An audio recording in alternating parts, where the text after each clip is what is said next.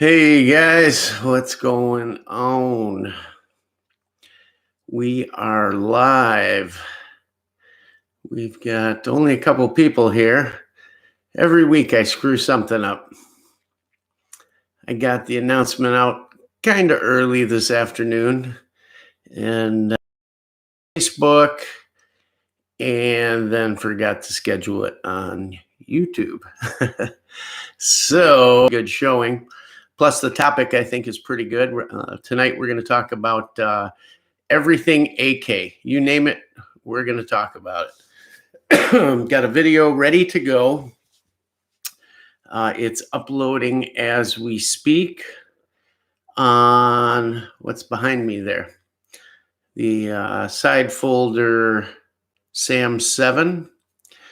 And that you'll have within an hour or so after this live stream ends. So waiting for a couple people to show up, and then we'll get a move on.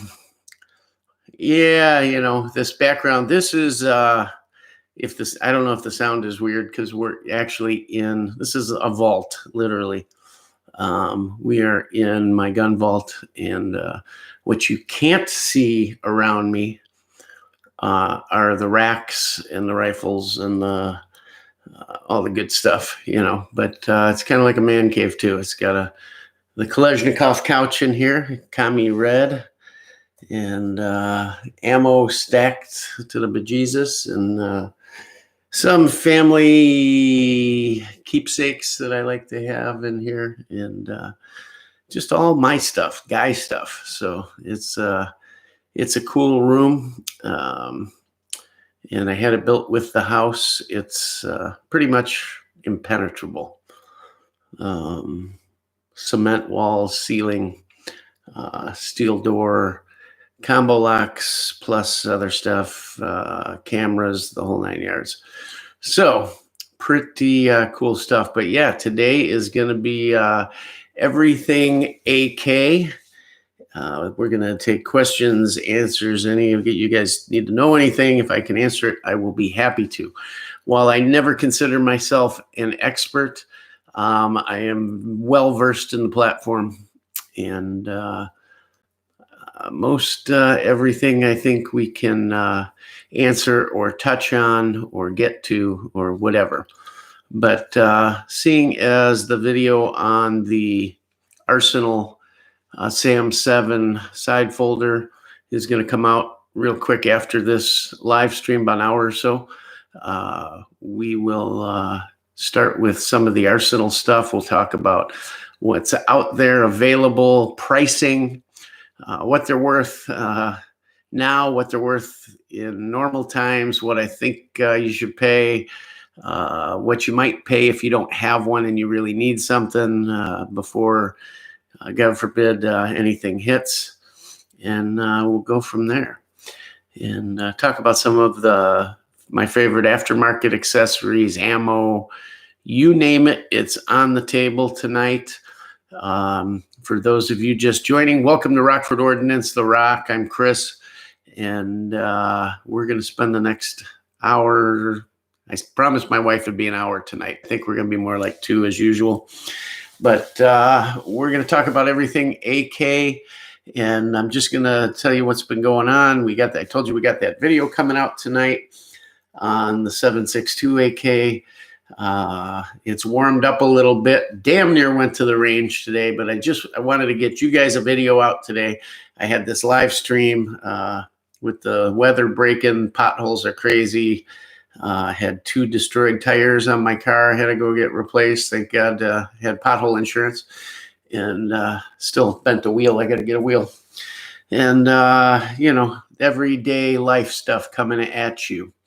But we are going to make a little trip soon, and looking for some property to not only move our homestead, but hopefully have room to all kinds of stuff. So, hey, the beginning's happening. As soon as I have an ad, it's game on. Just says my connection is unstable.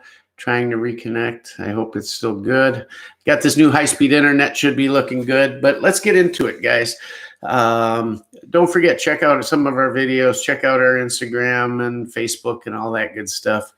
And don't forget, you can contribute here with your little, what do you call them? I don't even know. Stickers or the heck are they called down here? Let me see. If you click on the $sign at the bottom, super chats, super stickers, all that stuff, we'd appreciate it.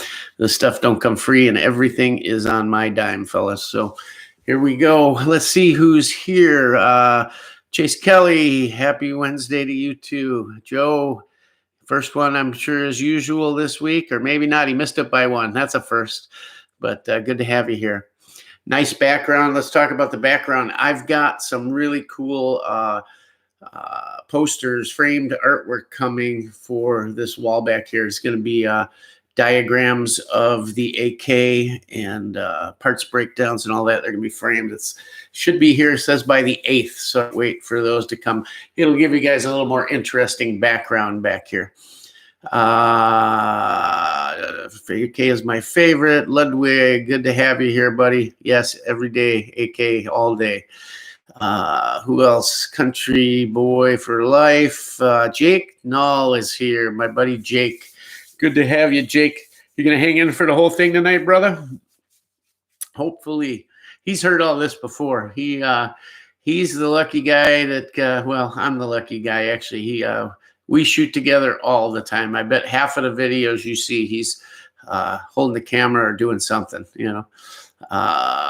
No One Big Bear, NX Publix Vix. I don't know what that is, but good to have you. Who else? 45 Hardballer, Sam 7, 8K is like, you got it. I am surrounded right now, which you can't see, I am surrounded by Arsenal product, but mostly Sam's. You see the one there, but we got our Sam 44 pistol. We got a Sam 5. We got a 107 SLR 107 FR. We've got a 107R. We've got the hell else? I don't know. Oh, we got fixed stock Sam. We got all kinds of stuff. Unfortunately, can't touch or hold guns on a live stream, so kind of screwed up, but whatever. I've got to get one quick thing for business here out of the way, but I don't know how to do it. Give me just a second. Jake, my man, I got to make you a moderator, but I don't know how to do it because we need some mods in here. Give me one sec. If I can't do it, oh well. I will have to worry about something else, but let's see. All right, never mind. Anyhow, let's get going. So what's going on in the world of AKs? I spend a lot of time stopping at local shops and talking to people, searching the internet, gun broker, all the other good stuff. And there's a lot on the secondary market right now, as there always is. But of course, the gougers are out, right? The guys that have collected them, maybe bought 2 or 3 of things, keep one for themselves and a couple others to get rid of when things get tough, like right now. Well, all that stuff's hitting the market. I'm seeing Segas at $5,000 for an SLR. SGL 31, $5,000. I mean, come on, great gun. Yeah, I get it. It's Russian, but $5,000. You know, there's guns that are literally just as good or better that are out there and available, but they don't have the Russian mystique. And you can get them for a lot less than that. Just because it says Russian and it comes from Izhmash, not worth that extra cash in my book. Don't get me wrong. Russian guns, yes, I understand. I get it. It's the original, right? But, man, not that kind of money. I mean, think about it. everybody says, well, they're the original, right? But how many factories out there were outfitted, equipped by the Russians? These countries get purchased or were given the rights to not only the technical data, the specifications, the machinery and equipment. Some were given all the equipment to produce them. That's part of the spread of communism, what they did in all these countries. Bulgaria, what you see back here, guys, that stuff, when Circle 10, the factories first started building guns, most of, if not all of their original parts were still Russian parts that they gave them to get going. And who knows, maybe even today, the stuff is, there might be some of it. I don't know. Who knows? Romania, exact duplicate. Look at a Romanian RPK. Same exact RPK as a mallet, okay? Everything identical for the most part. So, that Mystique, is it worth $5,000, $2-3 grand extra? I don't know. I remember when those things, when they were coming in the sporterized versions, and you looked at them, and you went, what is that? A Sega, $300, $400, $200. Nothing ever that low. I think they were like at the cheapest $299 or something. But there were all kinds of Segas out there. And then, of course, the SGLs came that didn't need to be converted. And it was out there. Let's see, who else is in here?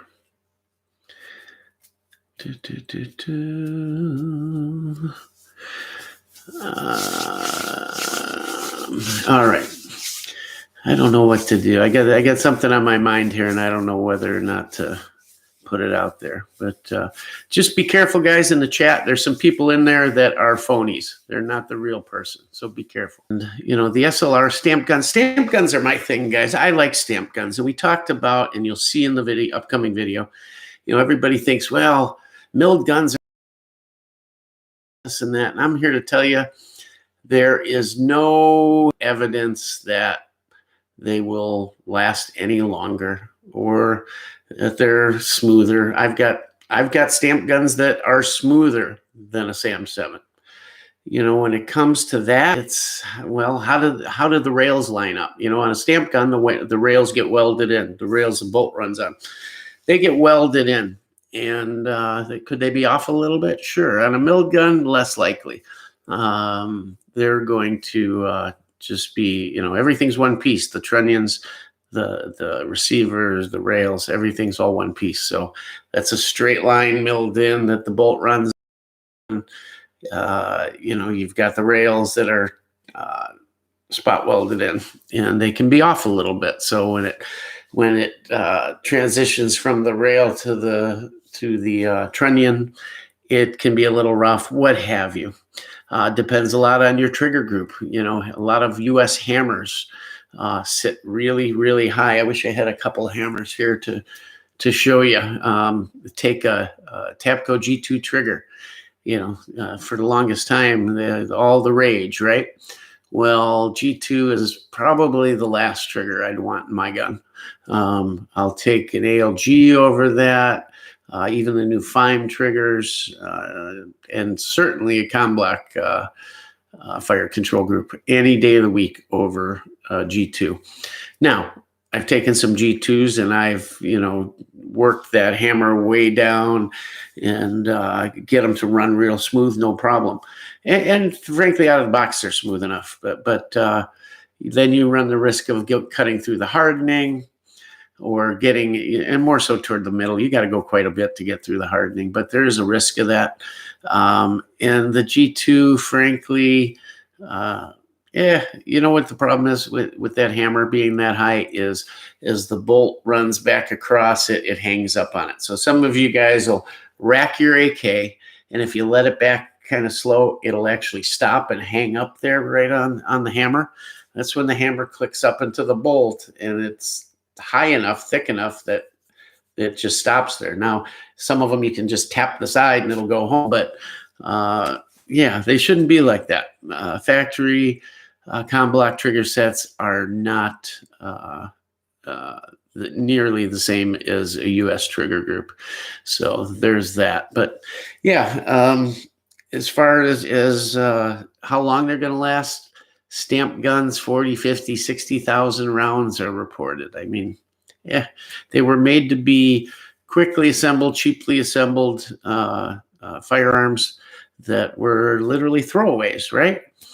And the original gun was a stamped receiver, and they ran into problems. That was new technology then. You know, people knew how to mill steel back then and other metals, but stamping and all of that was kind of newer technology, and they weren't quite. It was really a hardening type of thing. You know, they weren't getting the stress points right. They'd crack. They'd be too hard. They'd crack.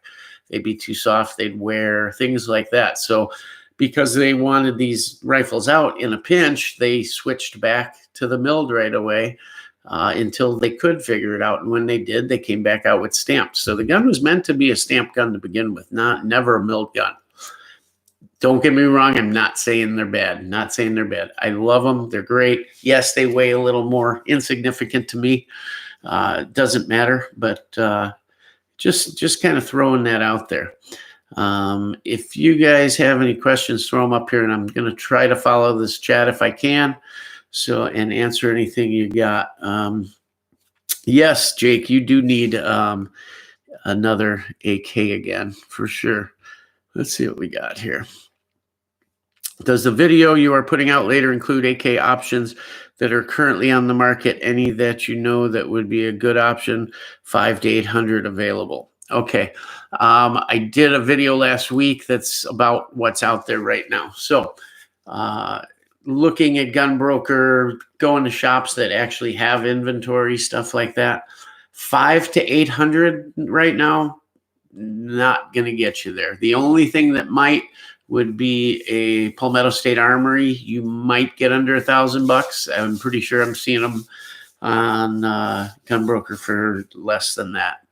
But 500, you can forget it. It's just not out there. The prices have went crazy. Here, put it this way. The NPAP video I put, not NPAP, I say NPAP because it's been NPAP. When you're into these, as long as I have, the NPAP is a staple. So ZPAP, same gun as the NPAP, right?